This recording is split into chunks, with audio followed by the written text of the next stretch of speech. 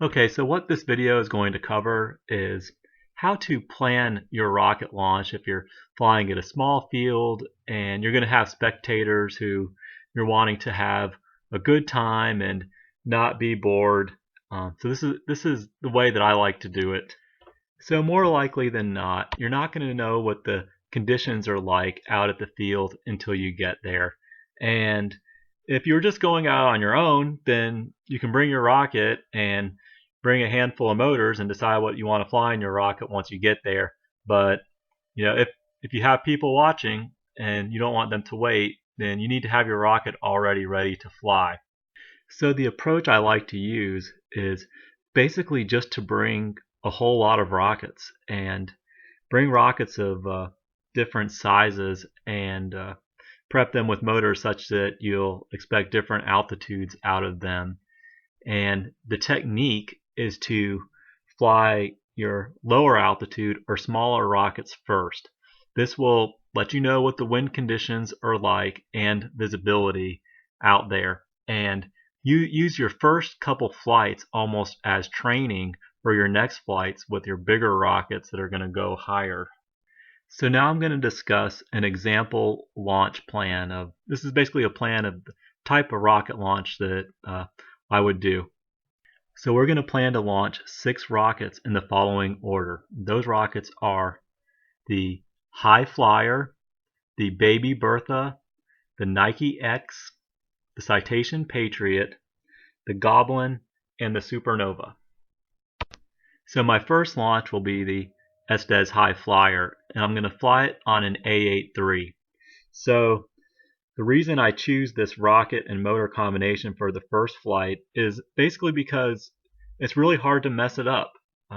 It's not going to go very high, and it's a small rocket, and also because this will be the first launch, and the spectators will not be expecting all of that much. So if you launch the hi-flier after, say, the Goblin on a D12-5, then there will be a little bit of disappointment in the flight. But if you fly the hi-flier first on the AA3, it's going to still be very exciting to watch. My second flight would be the Baby Bertha on a B62 with streamer recovery. And so the reason I choose this rocket motor combination is because the Baby Bertha rocket flies into the wind. It has really big fins and it'll cock right into the wind. And so you'll get a very good grasp on what direction the wind is blowing. And with the B62, it's not going to take it very high. And also with the streamer recovery, it's not going to drift away after the parachute comes out in case you were to guess the wrong wind direction. If you had the parachute, it would drift away, but with the streamer, it will not. And this next flight is going to wow the crowd. It's going to be the Nike X flying on a C65 with streamer recovery. Now, this rocket's going to go significantly higher than the first two, and the C65 motor burns a lot longer, and the Nike X is a super cool looking rocket. So this will be when everybody really starts to get engaged in the launch.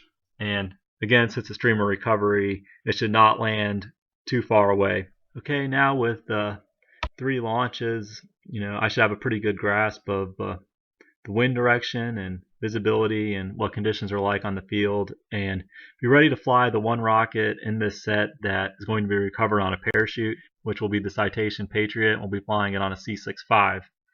And after flying that Nike X on a C65, you don't really want to fly any rockets that are, flying on motors that are smaller than a C65. And it's a good time to fly the Citation Patriot because it'll have a kind of a slow, majestic type of takeoff, and should keep the spectators going until you pull out the really big rockets next.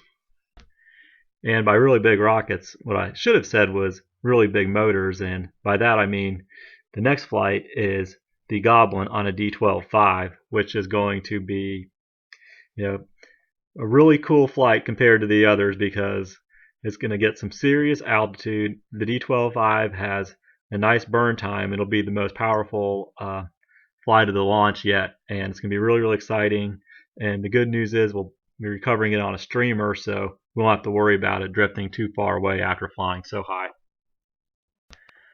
But we'll be saving the coolest flight for last. It will also be the highest altitude flight, which will be the supernova flying on a B60 to a C67. And this is a two-stage rocket, and the first stage isn't really going to go that high, so you'll watch that second stage light at pretty low altitude, which is pretty spectacular.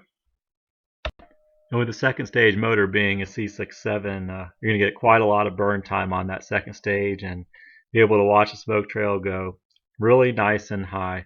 So the one thing just to be careful with this, you need yourself or someone else who's really responsible to watch the booster come down, because if somebody doesn't watch it come down, it's a really small piece and it's black, and it can be really hard to find depending what kind of field you're in.